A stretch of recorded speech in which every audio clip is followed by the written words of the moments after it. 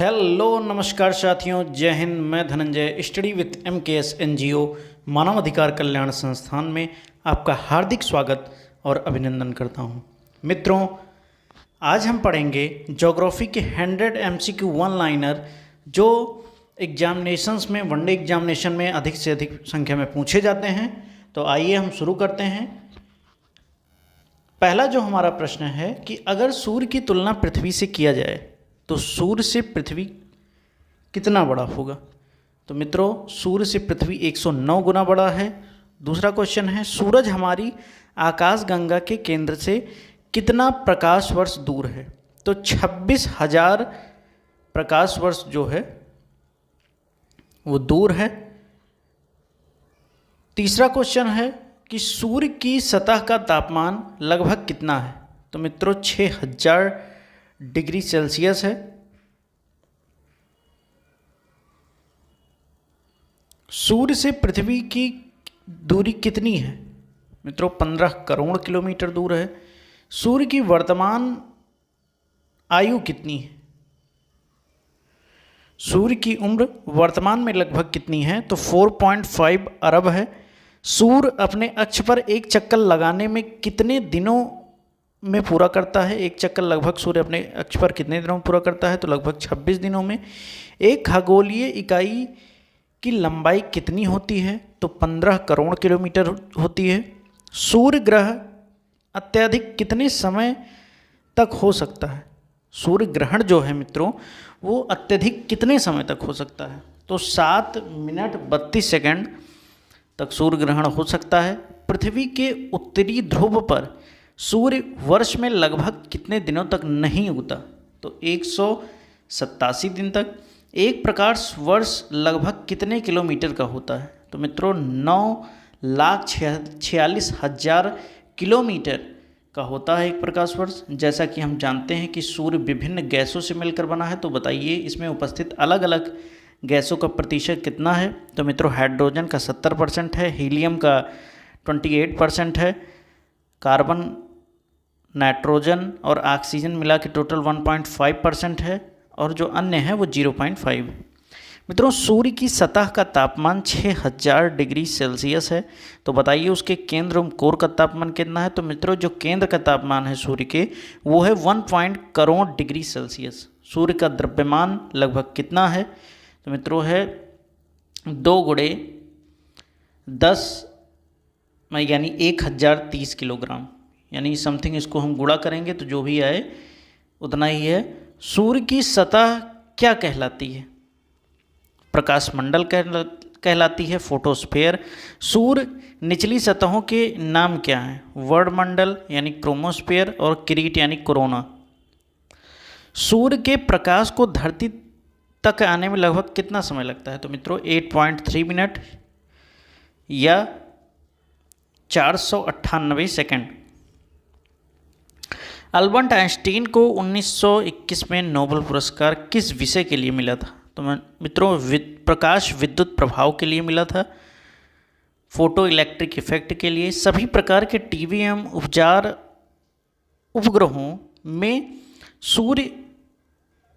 उपग्रहों में ऊर्जा सूर्य के द्वारा कैसे उत्पन्न होती है? तो फोटोवोल्विक सेल के द्वारा। प्रथम ज्ञात सोलर फ्लेयर कब उत्पन्न हुई? तो 1 सितंबर 1859 को। अगला प्रश्न है मित्रों, सूर्य के आधार पर सोलर फ्लेयर्स को कितने भागों में विभाजित किया गया है? तो मित्रों 5 भागों में विभाजित किया गया है, A, B, C, M और X। फोटोवोल्विक सेल सौर ऊर्जा को किसमें परिवर्तित करते हैं? तो मित्रों विद्युत ऊर्जा में। सूरज की ऊर्जा का मुख्य स्रोत कौन सी प्रक्रिया है मित्रों? तो हाइड्रोजन को हीलियम में परिवर्तित करना, यानी न्यूक्लियर फ्यूजन। इसके द्वारा जो है सूर्य की ऊर्जा का मुख्य स्रोत यही है। हमारी आकाशगंगा में सूर्य के समान लगभग कितने तारे हैं? तो मित्रों 20 अरब तारे हैं, और भी हो सकते हैं। सोलर फ्लेयर्स से पृथ्वी की रक्षा कौन करता है? तो पृथ्वी का चुंबकीय क्षेत्र करता है मित्रों। सौरमंडल में लगभग 99% भाग किसका है? तो सूर्य का है। पृथ्वी की तुलना में सूर्य पर दबाव लगभग कितना है? तो 340 अरब गुना है। यदि सूर्य को ग्रीक भाषा में हेलियोस कहा जाता है तो इसे रोमन भाषा में क्या कहा जाता है? तो रोमन भाषा में अभी मैंने आपको कल बताया था एनसीईआरटी वाले वीडियो में। जिसने देख लिया है तो अच्छी बात है, जिसने नहीं देखा है तो देख सकता है जा करके study with MKS NGO channel पे। तो सूर्य को रोमन भाषा में सोल कहा जाता है मित्रों। सूर्य की चुंबकीय शक्ति का प्रभाव कहाँ तक है? प्लूटो से आगे तक है। 60 किलोग्राम वाले मनुष्य का वजन सूर्य पर लगभग कितना होगा? तो वो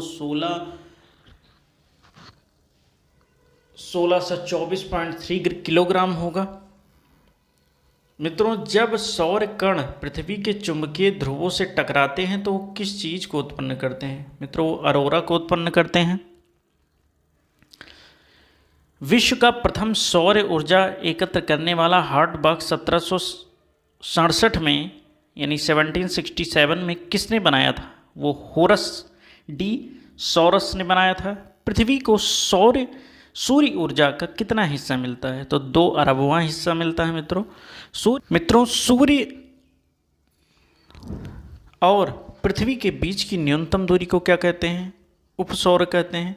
सूर्य और पृथ्वी के बीच की अधिकतम दूरी को अपसौर कहते हैं।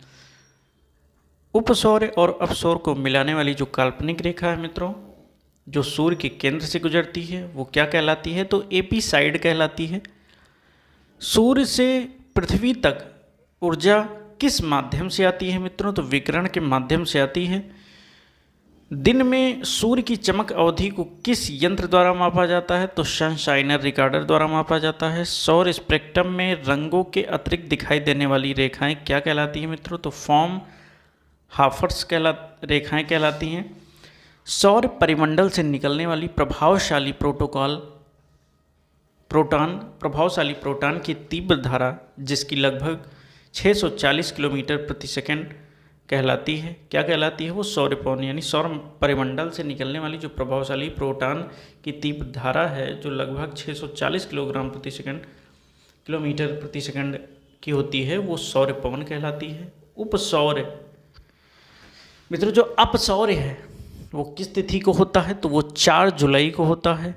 सूर्य अपने पूर्ण जीवन के बाद किस में परिवर्तित हो जाता है? यानी कृष्ण विवर यानी ब्लैक होल में। किस अक्षांशीय क्षेत्र को सर्वाधिक सूर्य ताप प्राप्त होता है मित्रों? तो वो भूमंडलीय क्षेत्र है।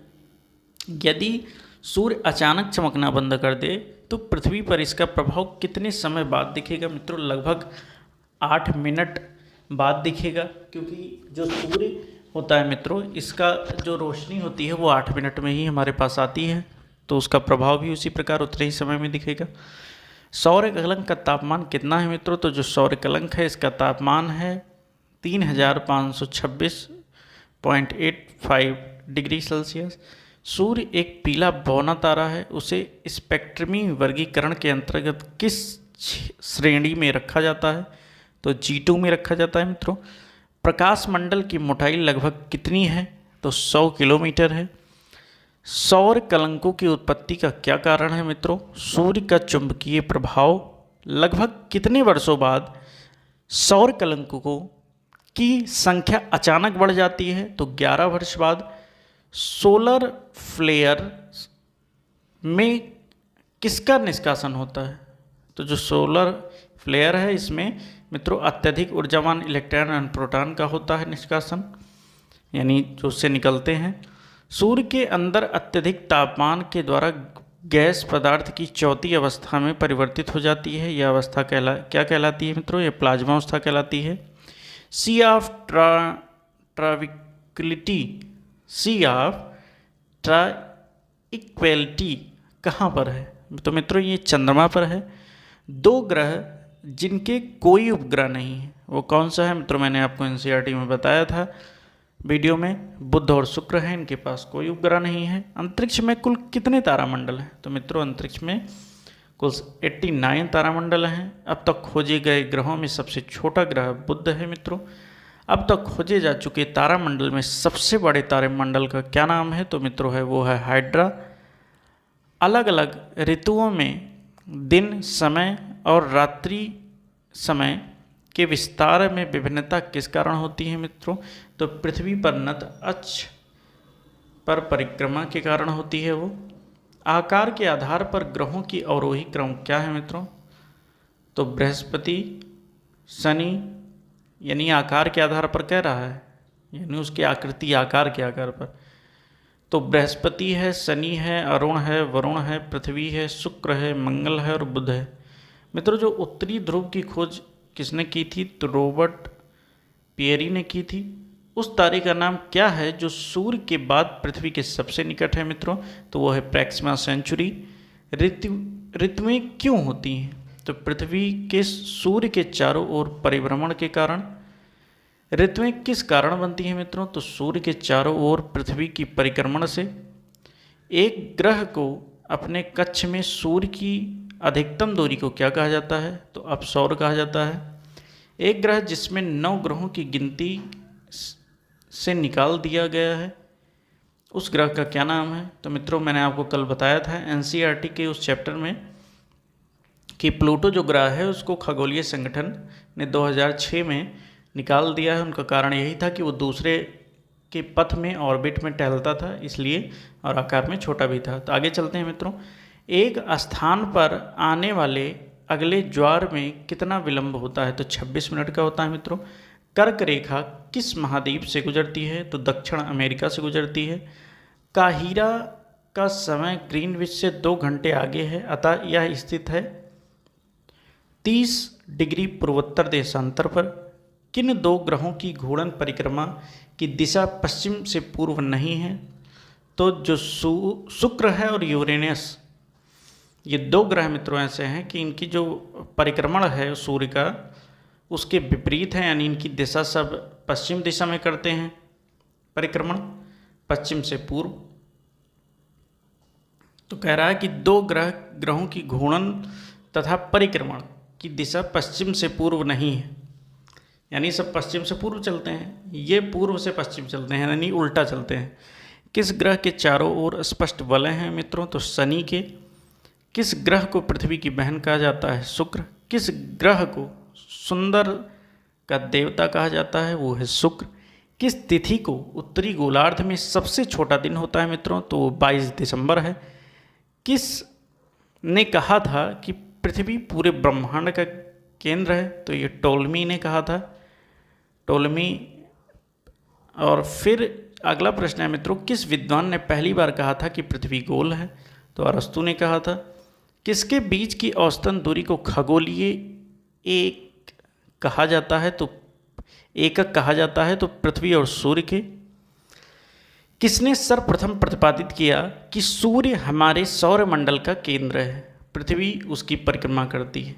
ये कहा था कापर्निक ने। कृष्ण छिद्र सिद्धांत के प्रतिपादक थे एस चंद्रशेखर। कौन सा खगोलीय पिंड रात की रानी का लता है? चंद्रमा। कौन सा ग्रह सूर्य और पृथ्वी दोनों से सर्वाधिक दूरी पर है? वो है नेपच्यून। कौन सा ग्रह सूर्य का चक्कर सबसे कम समय में लगाता है? मित्रों, बुध है, मैंने आपको पहले भी बताया है। कौन सा ग्रह सूर्य की परिक्रमा 88 दिनों में पूरी करता है? तो मित्रों, बुध है। कौन सा ग्रह हरे प्रकाश को उत्सर्जित करता है? तो वो वरुण है मित्रों। कौन सा तारा सर्वाधिक समीप है? तो सूर्य हमारा तारा है जो सबसे नज़दीक है। कौन सा सुबह का तारा कहा जाता है मित्रों? तो शुक्र को सुबह का तारा कहा जाता है, यानी भोर का तारा। कौन से ग्रह में सर्वाधिक प्राकृतिक उपग्रह अथवा चंद्रमा है? शनि के हैं। शनि के पास सबसे ज़्यादा प्राकृतिक उपग्रह है, चंद्रमा है। क्षुद्र ग्रह किन ग्रहों के बीच में पाए जाते हैं मित्रों? तो मैंने अभी आपको कल बताया था एनसीईआरटी में कि मंगल और बृहस्पति के बीच में। चंद्र ग्रहण किस तिथि को होता है मित्रों? तो पूर्णिमा को होता है चंद्र ग्रहण। और किस पक्ष में होता था? ये भी मैंने आपको बताया है। तो शुक्ल पक्ष में पूर्णिमा होती है। चंद्र ग्रहण होता है तब, कब होता है चंद्र ग्रहण? जब पृथ्वी सूर्य और चंद्रमा के बीच, पृथ्वी सूर्य और चंद्रमा के बीच, यानी चंद्रग्रहण तब होता है जब सूर्य और चंद्रमा के बीच में पृथ्वी आ जाए मित्रों। चंद्रमा का व्यास कितना होता है? तो 475 किलोमीटर। मित्रों इसमें 3,04,75 किलोमीटर है दिया है। तो मित्रों इतना ही होता है चंद्रमा का व्यास। आगे बढ़ते हैं मित्रों अगले नेक्स्ट क्वेश्चन पे। चंद्रमा की पृथ्वी से दूरी कितनी है मित्रों? तो इसमें मुझे थोड़ी कन्फ्यूजन है। वैसे तो जो एक्चुअल है वो राइट है मित्रों, मैं इसको आप सही कर लीजिए। 3,84,000 किलोमीटर दूर है।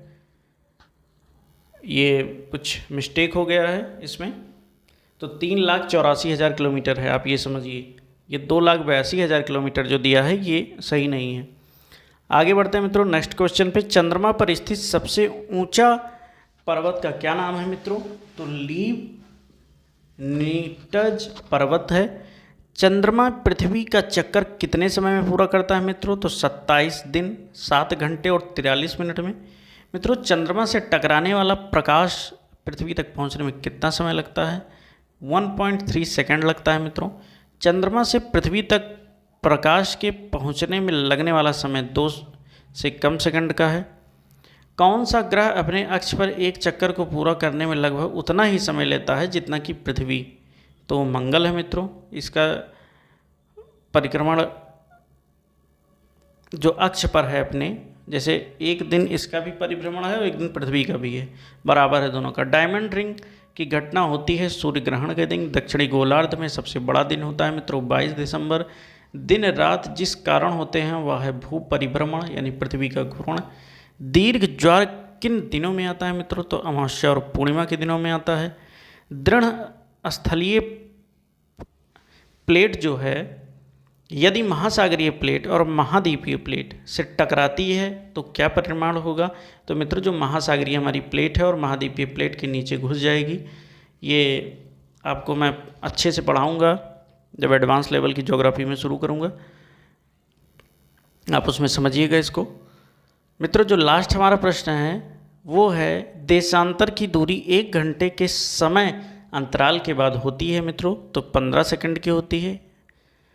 तो जैसे एक देशांतर है या दूसरा देशांतर है, उसके बीच की जो दूरी होती है वो 15 सेकंड की होती है।